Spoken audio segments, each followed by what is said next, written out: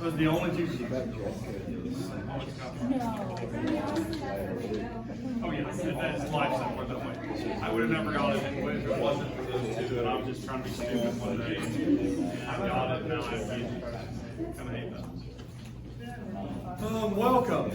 Housekeeping, let's start with that first. Okay, I just got another email about CHE114. I get about like 12 of those a day, and I'm going to simplify it. Okay, it's period is going to happen. This is my quantitative analysis class. And if you'll notice, there is chapter 1 assigned right now. They finished chapter 0 in the intro survey. There is no reading. You guys see that? I will assign reading verbally, write it on the board. Right now, do you want to know what I want you to read? Any guesses? Chapter 10. Chapter 2 is assigned. Chapter 1 should have already been read because we just finished it. We'll finish it today. Cool, you guys with me? All right, so chapter 2 is assigned. I'm going to take all those reading assignments and everything else. You're going to have learning curves before the chapter. You're going to have the homework after the chapter, and then you'll have practice tests. Is that okay? That's all I'm going to put up there because it's got so confusing that I put bonus points on chapter 0 stuff, and people are arguing that well, I missed that, and so now I didn't get those points. Well, what I'm going to do is I'm going to figure out a way to add the bonus points that I gave to those people that did it to everybody. All right? You guys with me? And then I'm going to get rid of that. Is that okay? So you're going to have to be adult about your reading and do it on your own. Cool? Because we're spending too much time doing that instead of actually doing the practice problems. Cool? Yeah, so I'm going to simplify that very much. What I always find is one-stop shop without too much complexity works a lot better for the majority of people. Okay, and I'm not one of those people that has a checklist for everything I do. Okay, I do make lists, many of them in my life, and cross things off as I go. But when those become too long and complicated, I get overwhelmed, and then I don't get any of it done. And that's what I'm finding is happening with me when I open up your Achieve, and then I open up this and I'm like, oh, this is the way it could be. Does that make sense? All right, so I'm going to much simplify that. Is that okay with you guys? If anybody has a problem with that, come see me, please. Okay, so this is brand new to me, and there's, I mean, when I first set up your course, I had ended up with 7 pages, literally 7 pages of future assignments, right? If I view all of theirs, there is 1 page, 2 pages, it goes on to 2, there's 99 assignments. I'm going to pare theirs down too. I got yours down to about 50 assignments. And I won't even get all those done. Okay? Does that make sense? Because I did have hundreds of assignments, and then I got to looking, and there's no way you could do all the problems that I was planning on assigning. And so I've been working on this for 2 days and trying to pare it down. Okay, cool? Right, so the other thing, your first lab handout, I tried to get it done by yesterday, we didn't make it, it is done now. And you guys know where to go get your graded labs. Upstairs, go into the laboratory, all right? In the back right corner, there's a filing cabinet. In that top drawer, there's a file with your name on it. And whose file can you get into? Yours, only yours. And so you can get your lab and look at that and see where we took off. Now, I want you to know that there are a number of cases, for example, where sig figs weren't kept on the data table. Jacob was grading that for me, and Jacob put a red line when you didn't put the right number of sig figs. In fact, when I was talking to him, he graded 2/3 of them and said no one had put the right number of sig figs into that box yet. So he put a red mark down through there and said sig figs, right? Meaning that those are expected to be correct when you put those in there. Cool, you guys with me? But he didn't take any points off that mark. Okay, so if you see a correction without any points off, that means that next time, most likely those points would be removed. Does that make sense? Especially in something that would be repeated over and over again, like a table of reagents and those types of things. Or maybe on the graph, the label axis labels or something like that. Okay, so, but other things, points were taken off. Now, I will tell you this, I am the one who's responsible for the final grade, and if you don't like the way your lab was graded, bring it to me, we'll go over it, see what happened, okay? And if you have a good argument, I'll probably give you some points back. I'm not gonna fight with you, I don't like to fight. This is a multi-thousand point course, and if I give 1 or 2 back, I'm fine with that. Right? You guys with me? Especially if it keeps you motivated. So I want you to be motivated. I want you to go over your lab, see what you did wrong, so that you'll improve. And so if that will motivate you to do that, then that's worth a point or 2 to me. Cool? All right? Because I'm not perfect. I make mistakes when I grade. My graders who help me, they don't always do it exactly the same. My favorite is my partner got 1 more than I did. Okay? So I just automatically take 1 more off the partner and hand it back. That's a joke, wasn't it?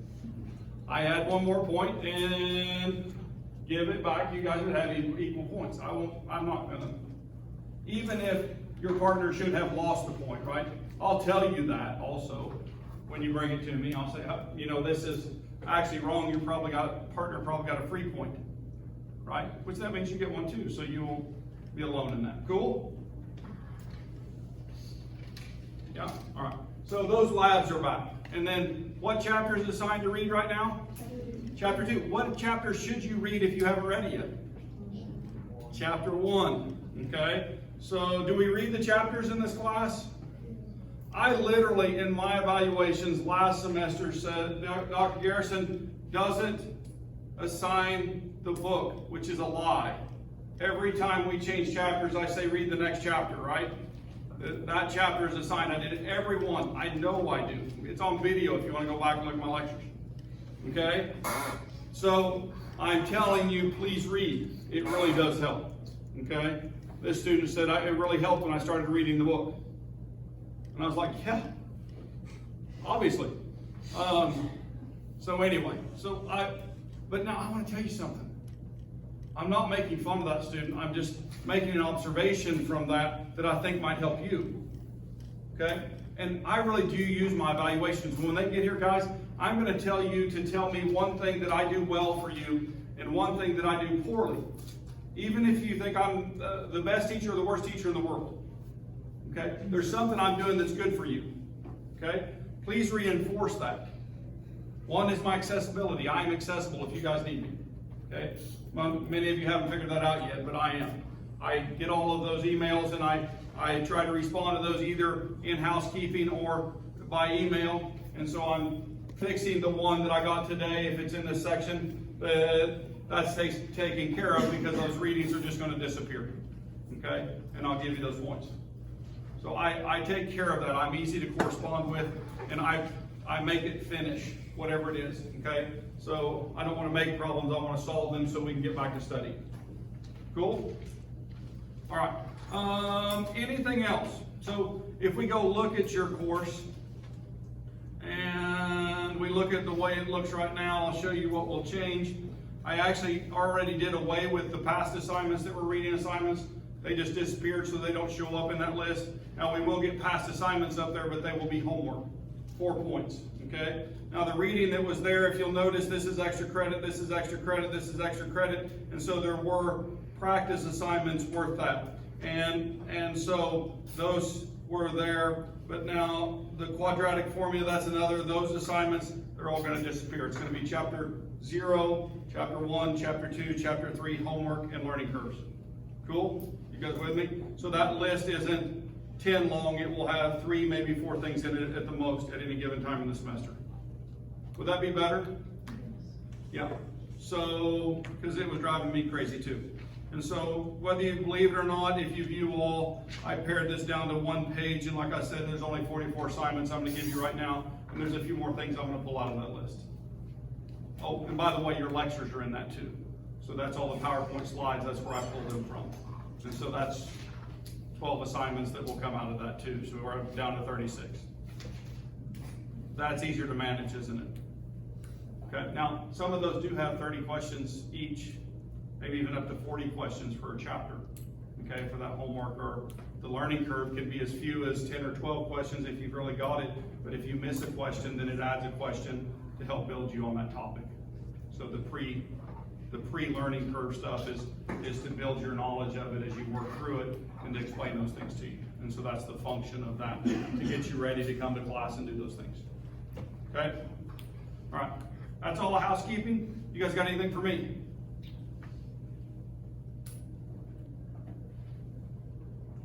No. Well, let's go finish up chapter 1. I think we were talking about giving away money. 2,740 years worth of giving away money at $1,000 a day. That'd take a while, so let's move it up and give away 100,000 a day. 27 years, right? All right. That wasn't the slide we were on. We did that one. I forgot my tripod. I've got a slow start here. Did we get to density? Yeah, we did. And we had done a couple discs like that. I'm remembering it's coming back to me. Oh, here it is, Wednesday. All right.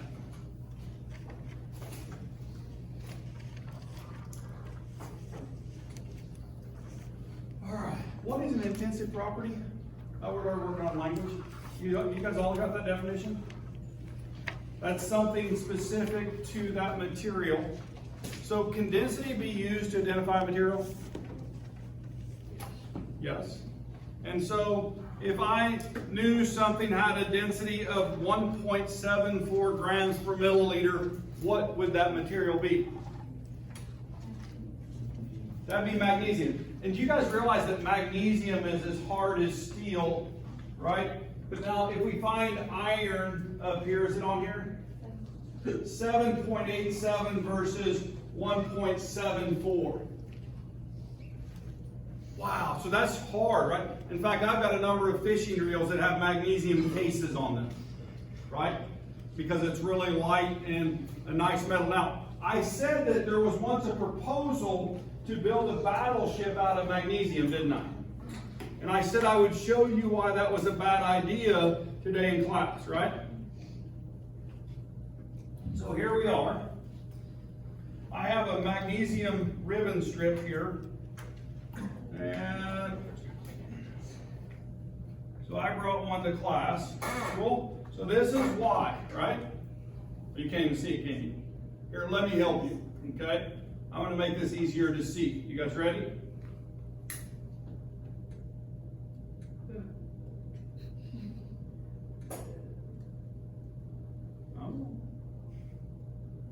Oh, it gets pretty dramatic, I promise.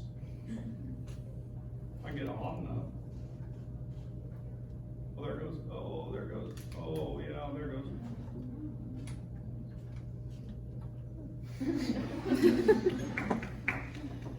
What do you think?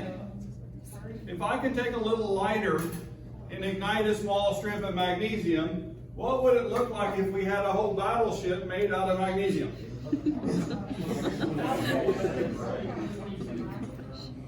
Wow, right? That's kind of scary, isn't it? So understanding materials is important, isn't it?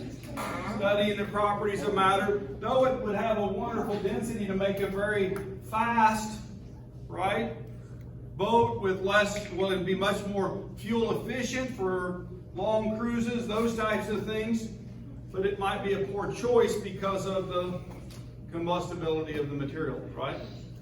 Fun stuff, huh? So a little bit of chemistry there. All right, density. Density. You guys, oh, there's another one up here that's something to note because we've talked about it so much. And so the density of water, where water is most dense, is set at 1.00. That's at 4 degrees C. Okay, if you're doing water samples for analysis and stuff like that, you want to try to keep them right around 4 degrees C, where they're most dense. Okay, and so that keeps things, chemistry, from changing. If I freeze it, then if there's living things in there, then they can die and decompose, those types of things. So I want to keep it right there where they slows chemistry but doesn't stop it. Now, if you notice I get to room temperature, it becomes 0.997, and you guys saw that in a table, and in fact used that conversion when you were in laboratory. Cool? All right. So just throwing those things out there. I'd like to have a whole bunch of platinum, I can tell you that. Valuable, right? calculate the mass of 41 milliliters of mercury. Calculate the mass of 41 milliliters of mercury. So if I have 41 milliliters of mercury and I want to get the grams, 41 milliliters of mercury, and I want to get the grams, what do I need? I need the density of mercury, right? And so if I go back up, mercury is 13.53 grams per milliliter.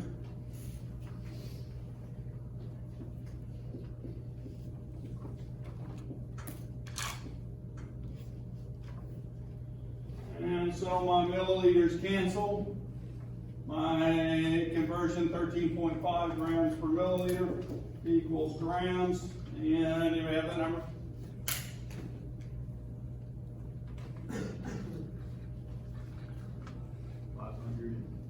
555, right?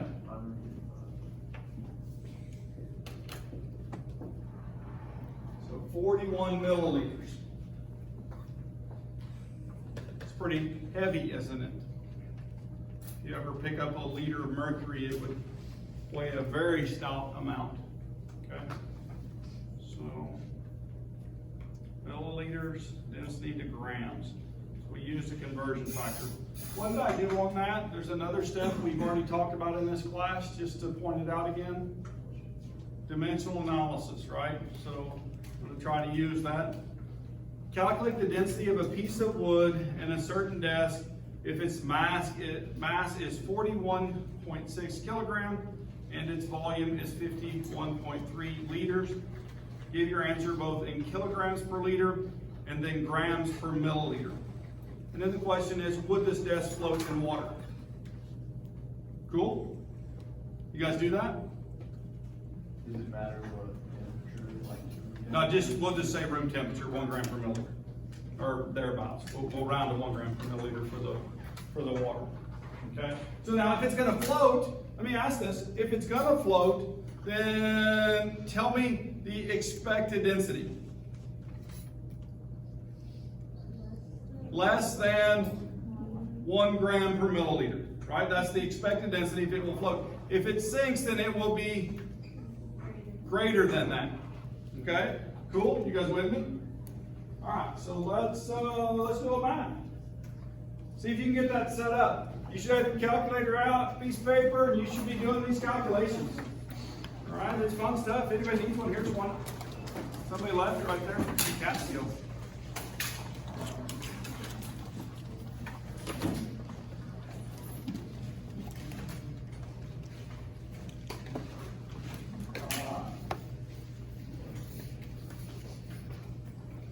So to get the density initially, I'm going to do 46.6 kilograms, the mass, and I'm going to divide that by 41.6, my bad, thank you. 51.3 liters. And so what is the density of that wood? 0.811 kilograms per liter wood. And then we need to do a conversion, right? So 0.811 kilograms per liter times 1,000 grams per 1 kilogram times 1 liter divided by 1,000 milliliters. Did I do that right? So my kilograms cancel here. The conversion is the correct magnitude. My liters cancel here. And so, in fact, my thousands then cancel, and I have 0.811 grams per milliliter. Would you agree with that statement? Cool, right? I didn't even need a calculator to do that one. I like that. All right, now, wait a minute. Would the desk float? Yes, because its density is less than that of water. All right, so we could even write that on the board. And 1.00 is greater than 0.811 grams per milliliter, grams per milliliter. So the crocodile eats the bigger number, right?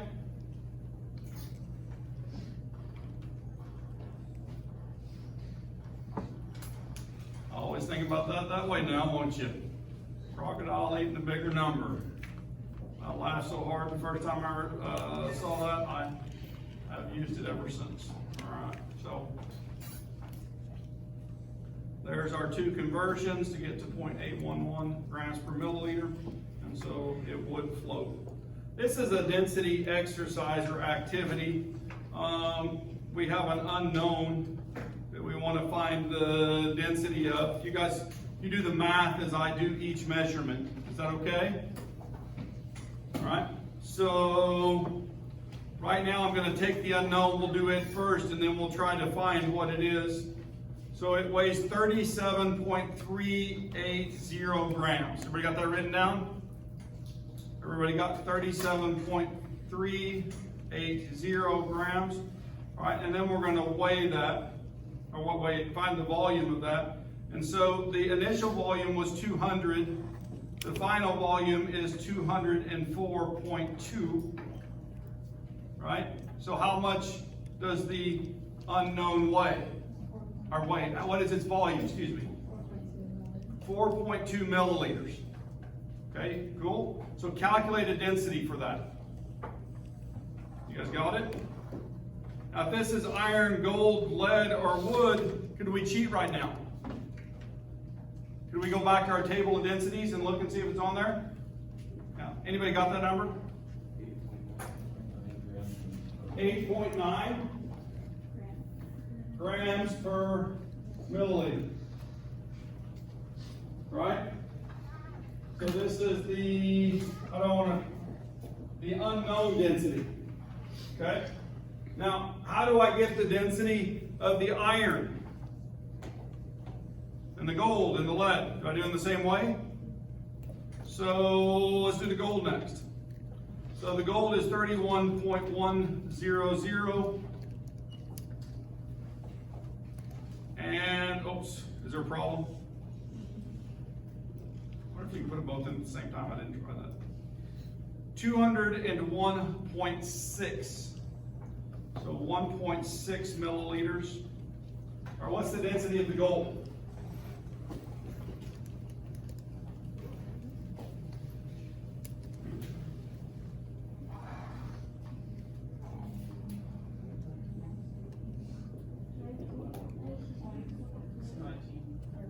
Nineteen point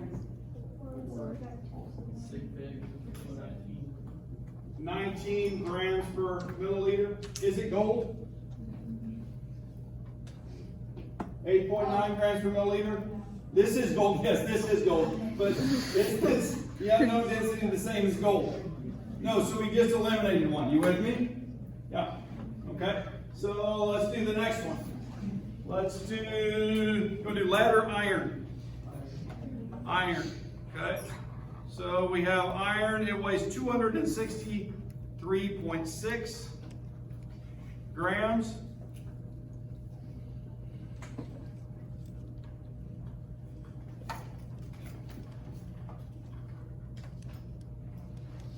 And 233.5 milliliters, so 33.5 milliliters.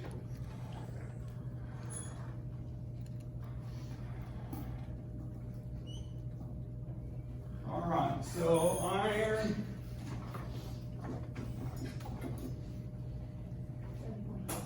7.9. That's close, isn't it? Is that it? No. Probably not. I just want to do the wood one just for fun. All right, so it weighs 79.17.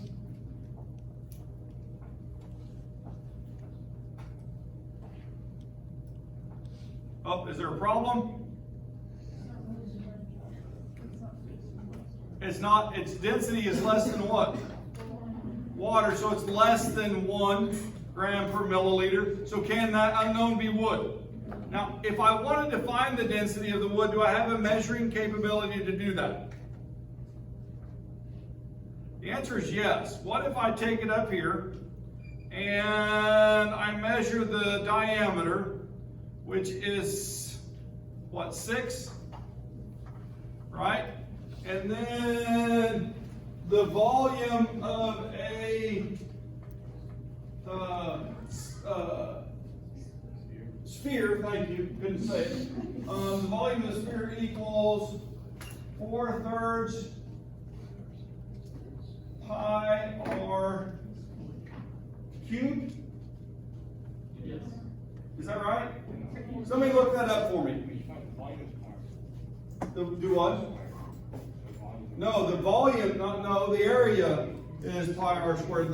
But a sphere, the volume, I think, is 4/3, excuse me, pi r cubed, I think. Is that right? That is right. So I could do that very quickly. So I could take 3, substitute 3 in right here, and then find the density is less than 1. So it's not necessary, but I can still do that. Cool? You guys with me? Okay, so I'm not going to make you do that math. So that means we haven't done lead yet, right? We've done iron. It wasn't iron. It wasn't gold. Let's try the lead. We're going to get the lead out.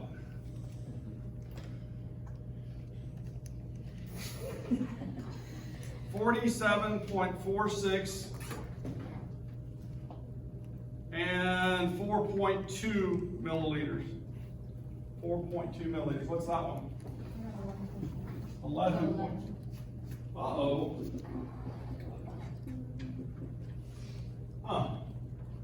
I think we're going to have to go with the iron, because that's the closest out of the 3.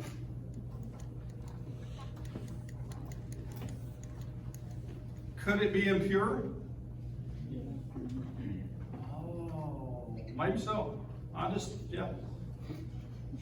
Fun stuff, huh? While you're here, can you try to see if you can put two? Oh yeah, we can, yeah, just for fun.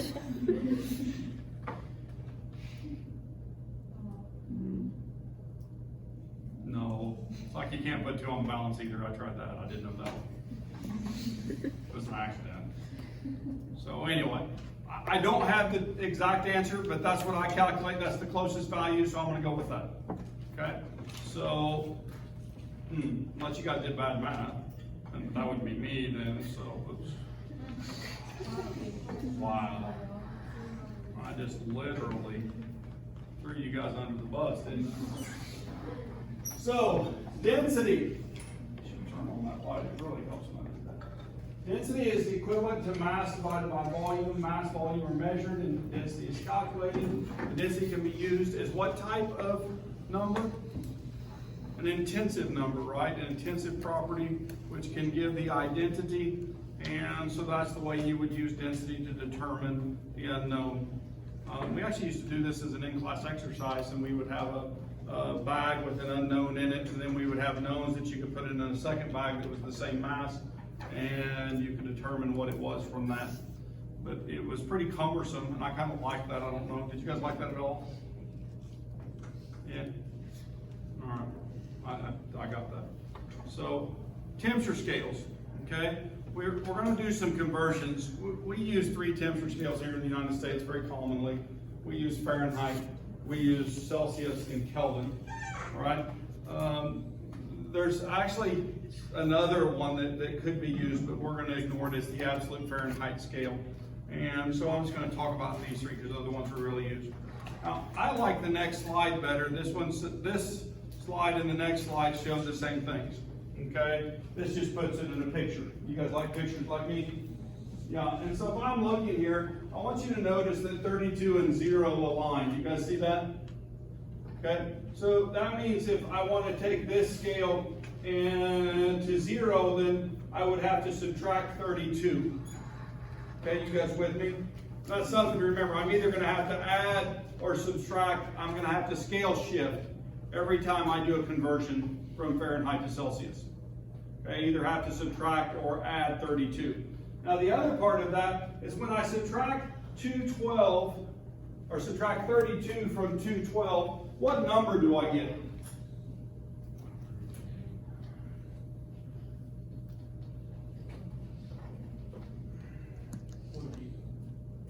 180, right? Would you guys agree with that? So now I want to show you guys something that 180, okay? 180 and to 100, okay? Now this is after I've scale shifted, but that 180 or that 0 to 100 is the distance on a scale for Celsius, and 0 to 180 is the same distance in Fahrenheit. So there's less units between that same place, I guess is the way you would say that, for the Celsius system, okay? But that's the same distance from 0 to 180 and 0 to 100. Now, what I want to do is tell you that 180 units Fahrenheit equal 100 units Celsius. Do you guys see that? Now, what I've given you is the conversion factor for Celsius to Fahrenheit or Fahrenheit to Celsius. If I write this 100 over 180 and I reduce that, does anybody know what that becomes? 5/9. Do you guys recognize that conversion from high school? Yes. I'm going to tell you there's an easier one. Would you believe me if I told you that? So what I'm going to tell you is that if I use non-whole number fractions, okay, then 1.8 degrees Fahrenheit equals 1 degree Celsius. And you say, well, Dr. Garrison, why would you do that? Well, because when I use this conversion, I have to multiply by 5 and divide by 9. You guys with me? So there's 2 steps in the calculation. When I use 1.0 over 1.8, then I multiply times 1 the what? Identity number, and I divide by 1.8. So I only have to do 1 step in the math instead of 2. I take a calculator punch out of the 2 buttons, times 5 divided by 9. So it only becomes divided by 1.8. Isn't that nice? My research advisor in college showed me that, and I've used it ever since. And then you also can look at the scale and know that conversion factor. You just have to take 32 minus 212, and that gives you that conversion factor 100 to 180. Now, in other words, you don't have to memorize a formula. And you never forget how to convert. Right? You with me? Okay, so now scale shifting. Right? Scale shifting. Well, let's set up a calculation and talk about that, because that's the best way to do it. Okay? Let's talk about scale shifting. All right, so this is showing the formula that you can memorize. Cool? You guys with me? All right, so if I'm converting from temperature Celsius, then I do times 5 divided by 9 from Fahrenheit to Celsius. I do Fahrenheit minus 32 to scale shift it from 212 to 180, or from 90 to whatever it is. 90 minus 32 would be 58, right? You guys with me? And so then I multiply times 5 and divide by 9. Or if I'm going the other direction, notice I do the 9 times 5 first, and then add 32 when I get done with the multiplication and division to scale shift. Okay? When I start with Fahrenheit, I have to scale shift first. When I start with Celsius, I scale shift at the end. Okay? You have to recognize that. All right. So, how about, let's do a temperature. We'll do a conversion. Let's do 98.6 degrees Fahrenheit, and we're going to degrees Celsius. Cool?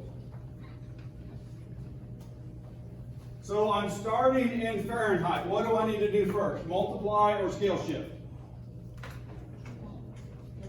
In Fahrenheit, I need to scale shift. So that means 98.6 degrees Fahrenheit minus 32 degrees Fahrenheit times, now I need to cancel Fahrenheit, right? You guys with me? So if I'm canceling Fahrenheit, then it needs to be on where? The bottom, right? So that means times 1 degree Celsius divided by 1.8 degrees Fahrenheit. Now, if you do the math, then these would factor out and you would have degrees Fahrenheit, and so those would cancel. And this equals degrees C.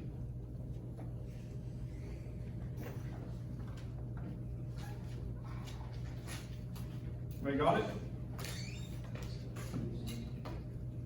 37.0 degrees C. Now, why is that temperature important?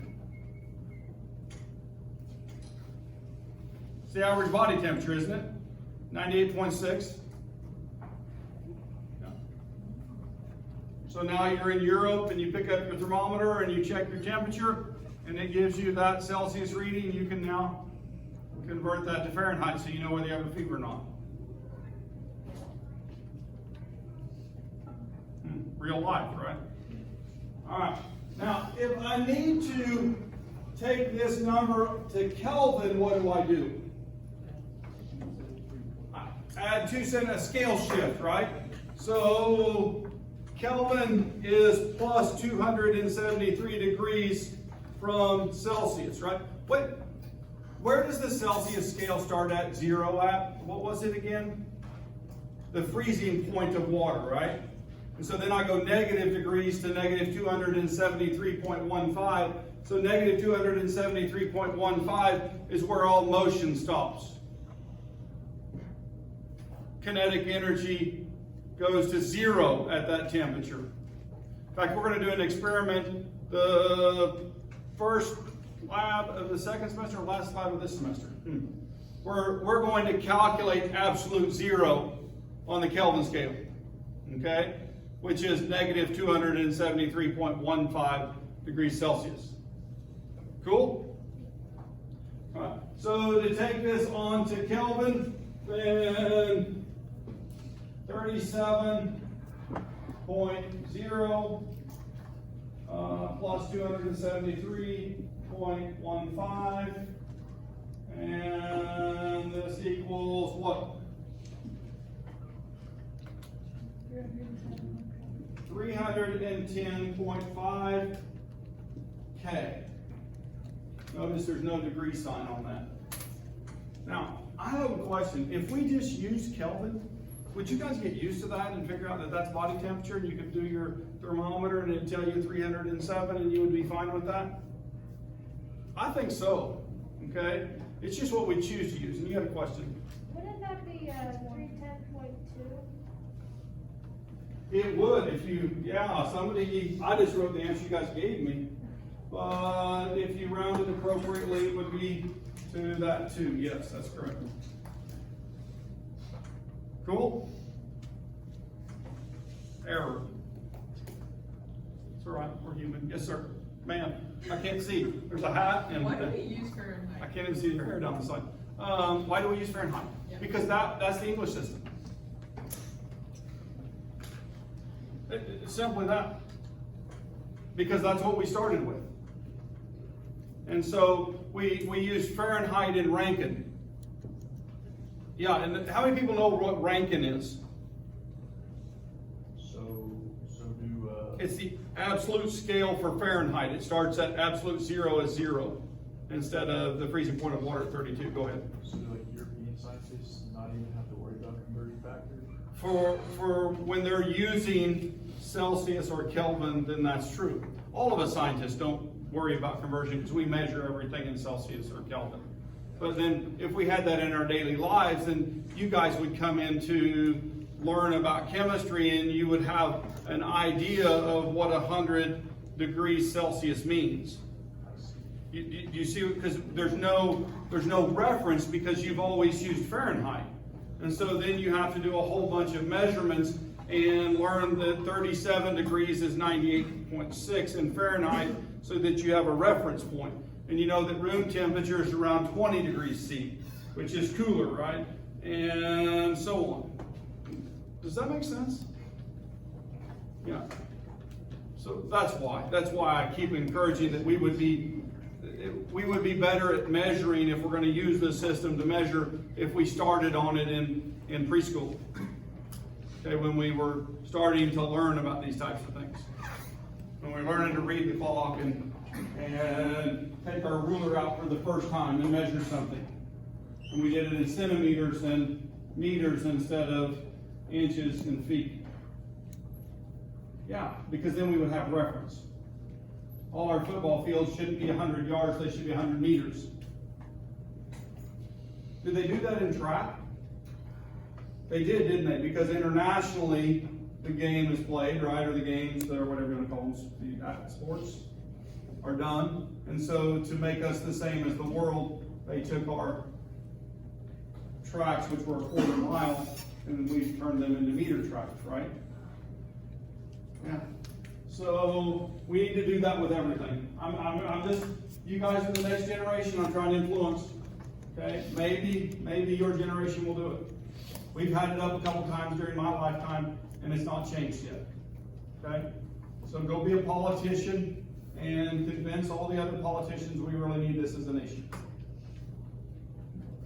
That's how things change. Okay? So let's do another one. I want you guys, so we did Fahrenheit to Celsius. So I want you guys to do 40 degrees, negative 40 degrees Celsius to Fahrenheit.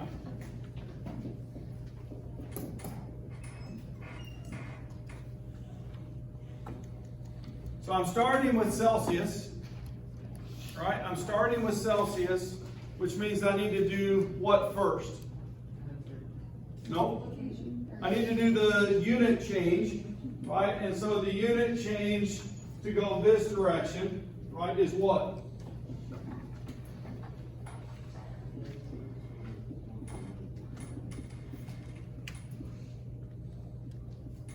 .8 degree Fahrenheit divided by 1 degree C. Or you can, if you want, you can put a 9 and a 5 there if you're more comfortable. Okay? You can do 9/5. And so I'm going to do that first.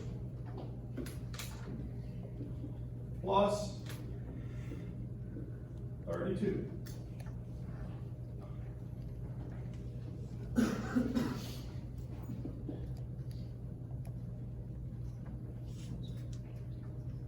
Unit change, scale shift.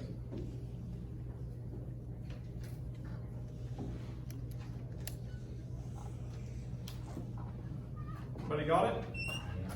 Yeah? What?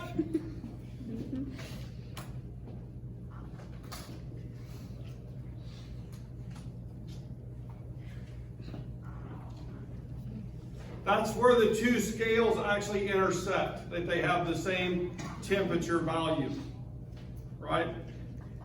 So negative 40 Celsius is negative 40 Fahrenheit. That's just a little like trivia thing, right? Just kind of fun actually, in my opinion. So here's our first calculation, 98.6 degrees Fahrenheit to Fahrenheit. So this is showing using the 5 nines. I have no problem with that. I just tried to show you an easier way to do it. Okay? So, or at least for me, it's easier. If you've already memorized and want to use that, then that's okay too. So I'll expect you guys to be able to do a temperature conversion or two. I'll ask those on the test, I promise. Right? So you need to know the scale shift, right, for Fahrenheit, which is 32 plus or minus depending on which way you're going, and then also the scale shift for the Celsius to Kelvin. If I start in Fahrenheit, do I have to do 2 conversions to get to Kelvin? Yeah, it's the easiest way to do that. Okay? Do the conversion from Fahrenheit to Celsius and then from Celsius to Kelvin. Cool? Yeah. We used to call that centigrade in my age. So there's something that's changed, right?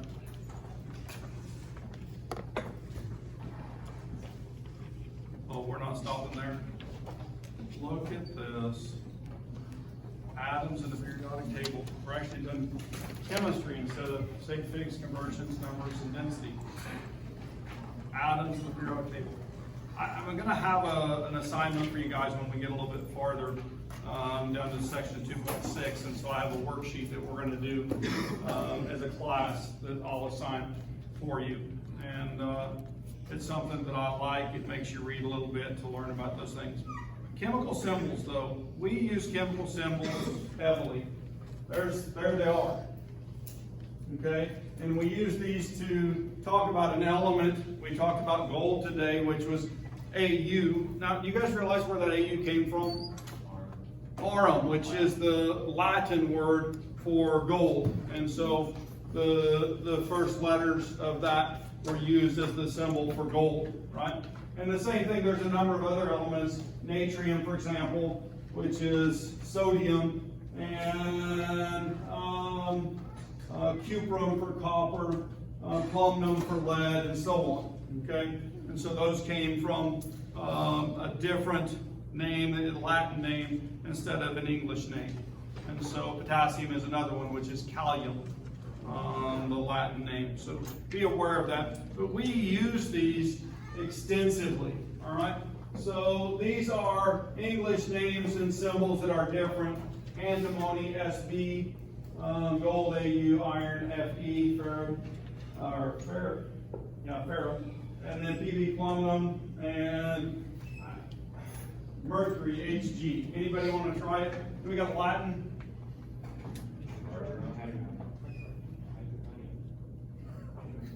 We got a lot there, didn't we? Calcium for potassium, argentum for silver, natrium, sodium, stannum, and wolfram, which is actually the eater of tin. That's where that came from, that W, which is an interesting piece of history. So anyway, cool? All right, so symbols. Now, the rest of them, if we look up there, hydrogen is an H, helium is an HE, lithium, Li, beryllium, and so on. You guys with me? And so we use the first letter or letters of the name, the English name, to make that symbol. And so there's a short list that don't do that. Do I want you to know these? Yeah. Okay?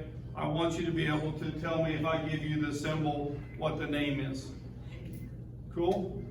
Right, especially for about the first 20 elements, and then the non-metals from boron, and then just go and actually go from gallium straight down, and then over all those elements right there. Okay, we'll use those. Okay, I'll just put that. Gallium is really neat because it actually melts in your hand. Your hand temperature is enough to melt it. So anyway, chemical formulas. So CO is the first one they use on the board, carbon monoxide, right?